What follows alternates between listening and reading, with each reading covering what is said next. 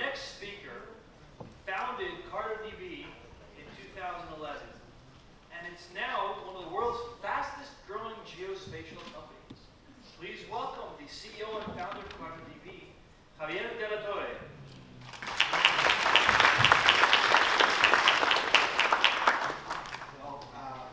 Thank you very much for today. I'm going to be showing you a little bit about Carto. And it's kind of like an interesting moment to talk about Carto, because as you've heard, being introduced as the CEO and founder of CartoDB. But as of last Thursday, we actually changed our name to Carto. So we removed the database part of our name. And actually, it's kind of interesting that it's in the context of the database camp that is the first place we actually get to talk about it. But I mean, apart from the joke from it, I mean, just a little bit of an explanation. So CartoDB started in 2011 with Torre, and our focus when we started with Carto was to help organizations and any user to really make use of location data. And we really started working really hard towards first with developers, because we felt that the standard of spatial applications, mapping applications that was on the web, wasn't just very good.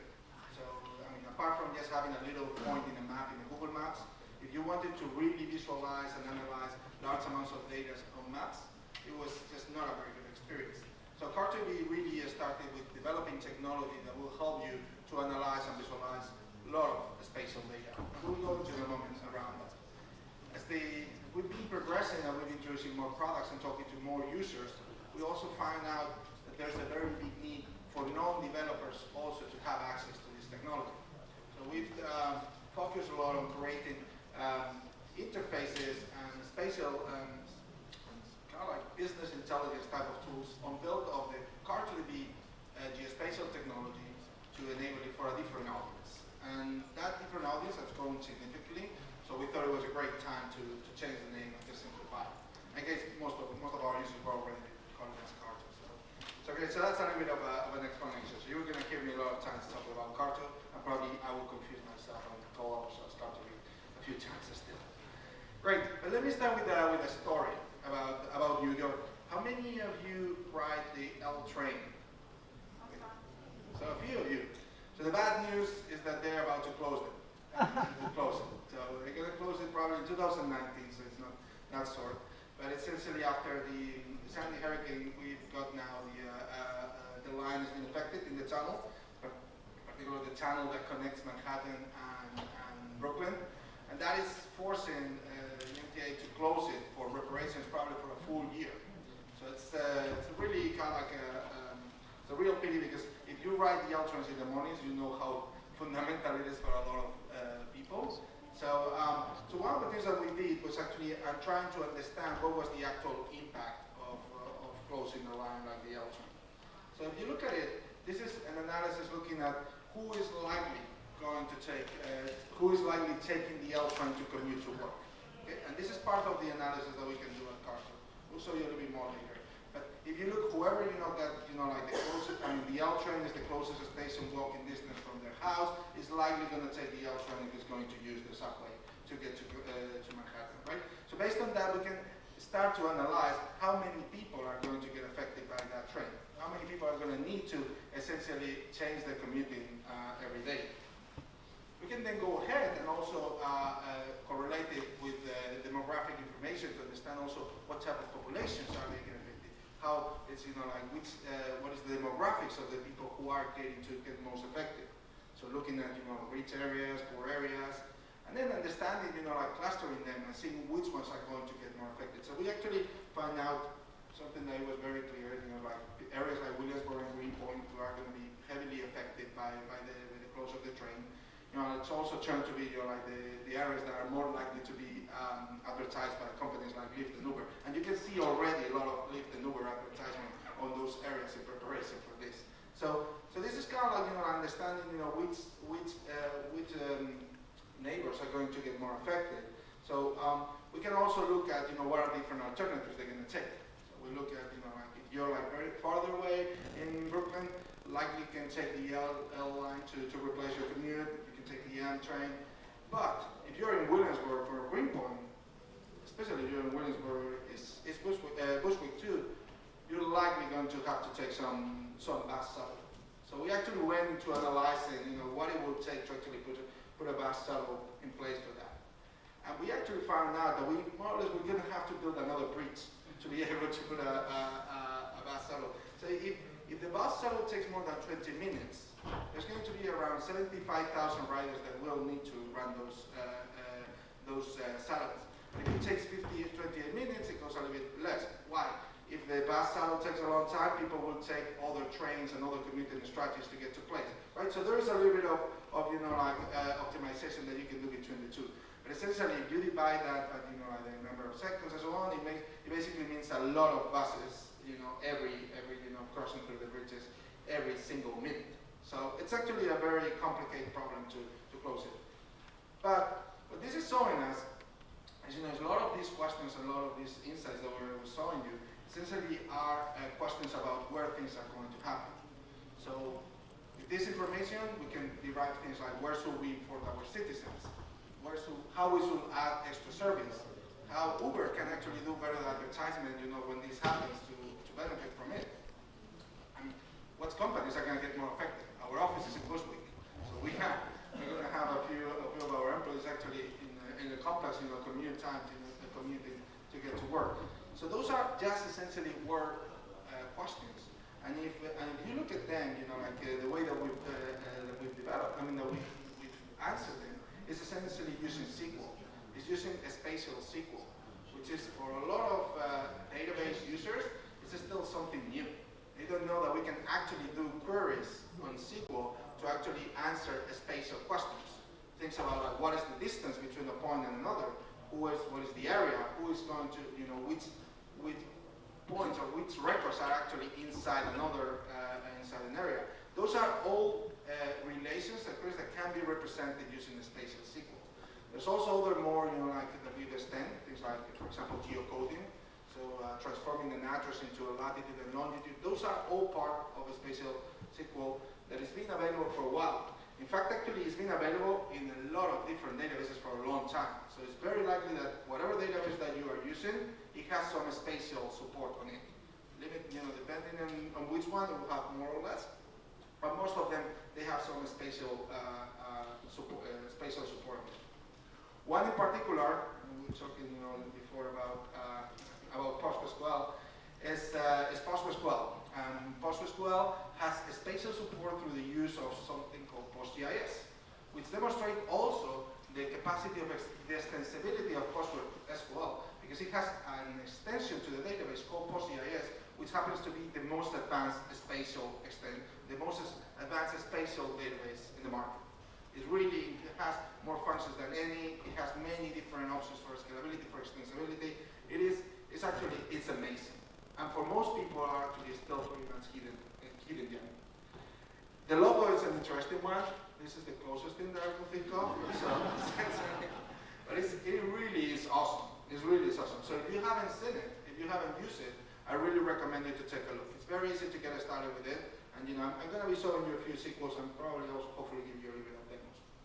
So, I have here an example actually of a really crazy SQL. So what you see here is actually the building footprints in, I think it's Oregon, an area. So you can run something like this, and I know this is really taken to the extreme, the capacity, to actually arrange, for example, the buildings based on their size and their shape, all right? So this is the type of transformations that you can do with the spatial SQL. So this is what PostGIS can do. Not all databases have this capacity, not all the spatial support, but it gets really, really extensive. And why does this matter? Well, this matters because everything happens somewhere. And location, we still describe it, I think, like the missing dimension. It's this type of information that most people do not take in consideration when thinking about their data. But really everything happens somewhere, and everything can be represented from a location perspective. So think about like your website, it has logs and it has IPs. Those IPs can be transformed into coordinates. You have your clients, you have your mobile devices taking GPS location. There's a lot of ways to extract location information. It's just like most people are not used to it. So this is what we are really trying to facilitate at Carto.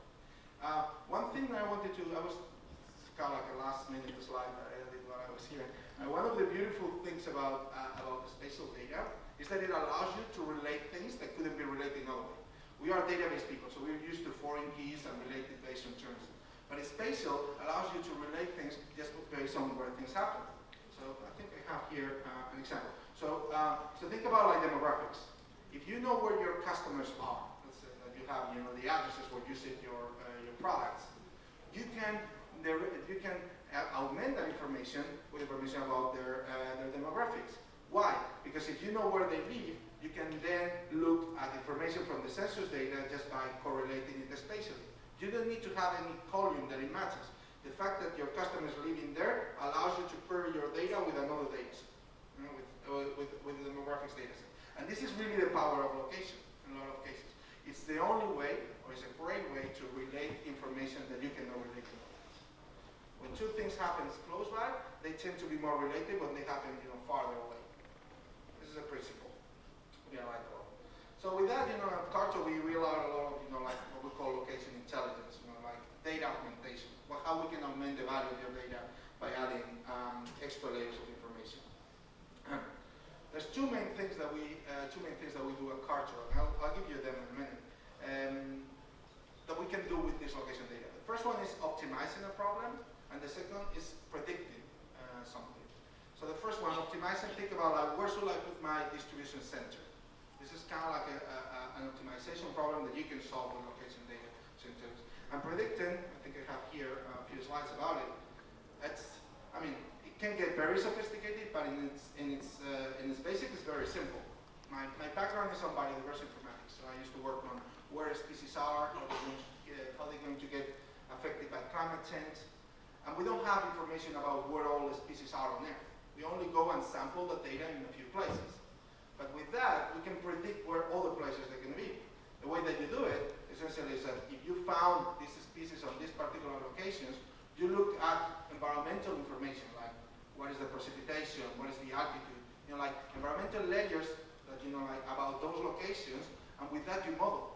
And now you have what we call the needs model. It's like the needs under a species can live, like the conditions under what a species can live.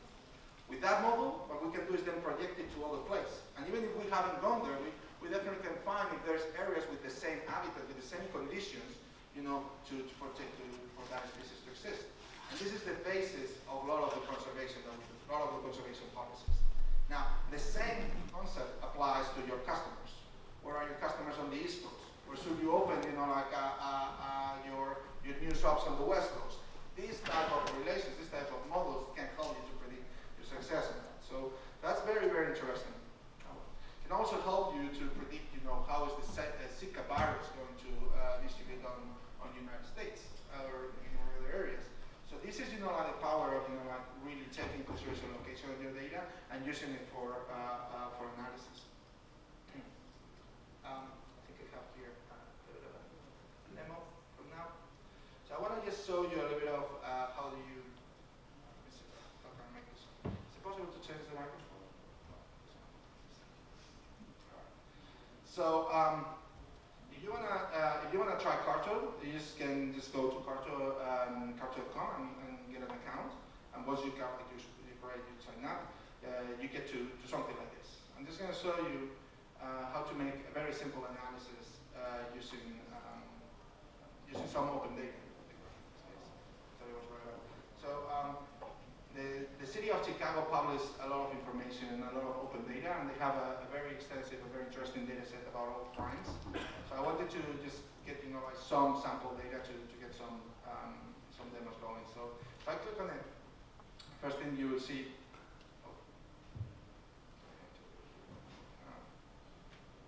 Here, so you see here, so I have around 300,000 crimes over in 2013, and I can explore it as a regular database. Carto again makes use of PostGIS, so it's what you're looking at here is after we import it is actually a PostgreSQL database. One of the core capabilities of CartoDB is rendering engine. So you see that rendering 300,000 points on a browser can be very challenging, so we overcome some of these limitations. So that's what it looks like. So it looks like there's crime all over the place. Obviously, there must be some areas that have more crime than others.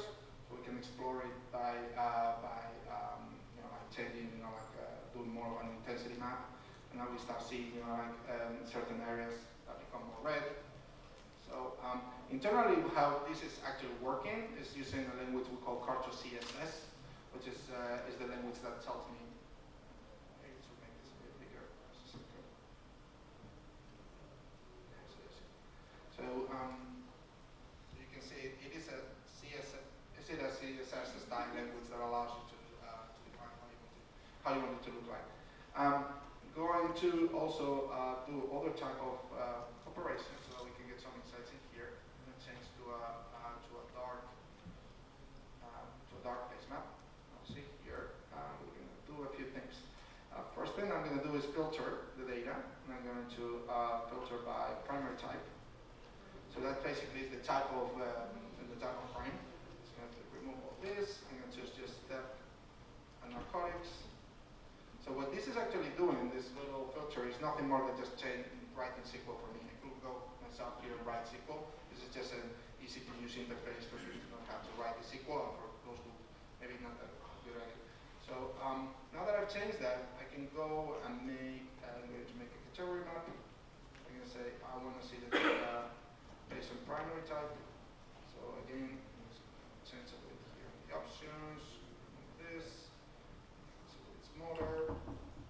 Hopefully now is to help me. And we can already see, like some areas of downtown are more, they get more crimes around there than they get around narcotics. Okay, so that's just a very, very simple. I'm going to add another layer. So I also downloaded from the Open Data Portal here the subway lines in Chicago. So I'm here for it now. I'm going to select the same layer and come up. You cannot see very well. I'm going to make them white. I'm going to make them much bigger so you can see them. Something like that. Right. So you get a little bit of an idea here. So if I wanted to essentially, filter now, which brands are closer to a certain to a subway station, I could just do it here with SQL, which I'm not going to do, because I don't have it here written. On one hand, it's going to be a bit hard. But this is essentially what we are enabling on the Carto builder, so on our product. So I invite you to actually get an account, and some of these operations that I'm seeing, this is what we are really trying to enable. Here's the same analysis using cutting the subway line in Madrid, and we just showcasing how to do this type of analysis. But what I was showing you about the L train, this is something that we expect to make easy for any non-developer and developers to use our product. Okay, so that's a little bit Carto. A few more things. So where are these going, right? What are the things like now talking about spatial data? What are the things that the trends that we see? I mean, not going to kind of go in here like the big data thing, but we all know that the data is growing very fast. But in particular, location data is growing faster than any other type of data. And this is because of a few trends, things like mobile phones and essentially sensors, essentially producing that we're collecting now location data faster, more location data now than ever. Right? So there's a lot of logs where now the location is included, where before it wasn't. So there's much more automation on location, on gathering this information. So if you look at it, things like, industries like we work, for example, telecoms, banks, mobile apps, utilities, cars, IoT, Earth observation, those are some areas, some industries that are getting changing dramatically the industry when it comes to working with location data, with the spatial databases. So they produce things like telemetry. So we talk about cars, connected cars. Now we have them producing continuously an upstream of information about where the car is, what were the conditions that the car was that needs to be processed. Credit card transactions, logs, measurements from a lot of health, GPS logs, like that. Those are just producing massive streams of data. And that's just also pushing a lot the technology, what is going to be the next generation of spatial analytics around location data as we speak. So there's a few projects I wanted to showcase you. And if you want to think, not necessarily if you don't have a big data project right now with location data, but you would probably eventually. So those are some of the open source projects that are raising and are appearing on this space. So We got like GeoGenie, GeoCharlie, GeoMesa, GeoWave. So if you are facing some of those issues, if you're working with some data sets that are very, very large and touches a lot of points or location data, you should watch them out. There's one in particular that we are working a lot, which is migrating PostGIS to Spark. So if you're interested on any kind of like workflow where you're using Spark and you have a lot of location data, we want to hear from you. So this is what we believe is going to be, understand, like what is the future of location data processing. So I think with that, just wanted to thank you. And if you got any questions, happy to answer.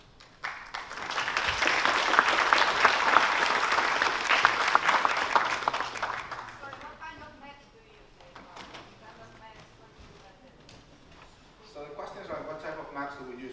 So we actually produce our own base maps. We have our own. So no, so for streets, all these street maps that you've seen. Let me see a few of them. So all these maps is not going to be any with the streets. All right, well there will be some. So for our own street layer, as we call it, we use OpenStreetMap, which is an open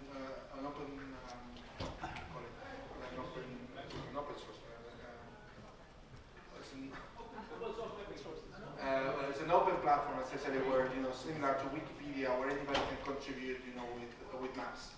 So if you want to have actually your own, like your own maps, you can use that as a source. We actually import it on Carto, and we can render maps directly. For us, the streets is just another type of information. They happen to be useful for other users. So we have our own base maps. So if anybody needs, like maps like satellite, but also like street maps, we have them and we make them available for free, actually, for most users.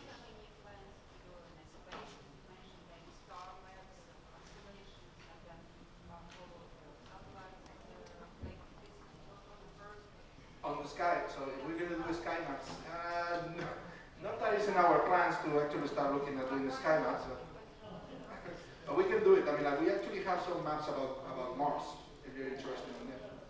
So, which is essentially the technology is the same. We have to adapt the parameters to work on different planets, but essentially it is the same. Yeah. So, so these are some examples. I mean, if you ask me, it is not in our plans to actually start working with data outside this planet for the time being. Any questions?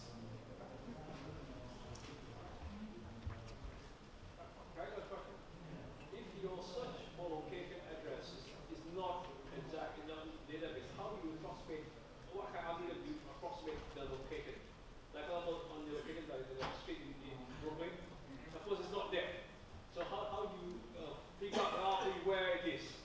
Right. So, so the question is like, how do we figure out where things are when we don't know exactly? I guess. Yeah.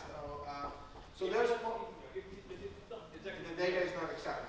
So so very common there will be, for example, you might have your customers' information. You only have the zip code. You don't really know the actual street address. You don't know the rooftop of that person. So there is different levels of of aggregation of the data that you can have. So we're actually, let me see if I can show you here. But if you are in map, just a second. So so this is the process of what we call geocoding. So geocoding allows you to transform some sort of information into a location information, and you can do it, depending on the type of data you have. So you can geocode your data based on for example, on just administrative boundaries. So you might only know that it's Bushwick, so we can only locate that point to that polygon. So you can put it on the center, you can put it as the actual whole polygon. So actually this is all part of a process called georeference, which I'm not going to be able to show it here. I don't know where it is right now. Sorry. But yeah, I mean, like, so you get the option on Carto to essentially use the level of aggregation that you want. And it's actually very, very important is the aggregation, because it's very important for privacy issues sometimes, but also for speeding up some processes. So it's a very relevant. Well, I mean, suppose I put XYZ New York. Okay, there's no such thing XYZ street. Right. Well, if the address does not exist, we will tell you we don't find the address. That's the obvious thing. But then also, like very often when you geocode your data, it will come back with metadata about how good the matching is being. So I can tell you we've been able to match to the rooftop, or we can tell you if we've matched to the state. So we might know, we know that this is in New York, but we don't know where in New York. So that's one great way of actually looking at that is like whenever you can search for an address, to search for New York, and you will see if the application centers in Albany or if it centers in New York City. That's actually shows you a lot and how good a geospatial system can handle this type of thing. Last question? The only thing I have is a zip code. Is that enough? Well, it's enough. Depends on the use case that you have. If what you're trying to do is to characterize your users or certain population, well, you know that you're going to be able to characterize them at that level. So, so it really depends on what you're trying to achieve. I mean, if you have the zip codes, yes, you can import it, and it will automatically tell you like this is a zip code, and we'll assign the locations to the zip codes, either to the polygons or to the center of the zip codes. But it really depends on what you are trying to achieve. If you're trying to understand what scripts are going to get more effective, for example, obviously you will not be able to do it because you don't have enough resolution in your data. But in some cases, zip codes are a very valid way of doing some of this analysis too.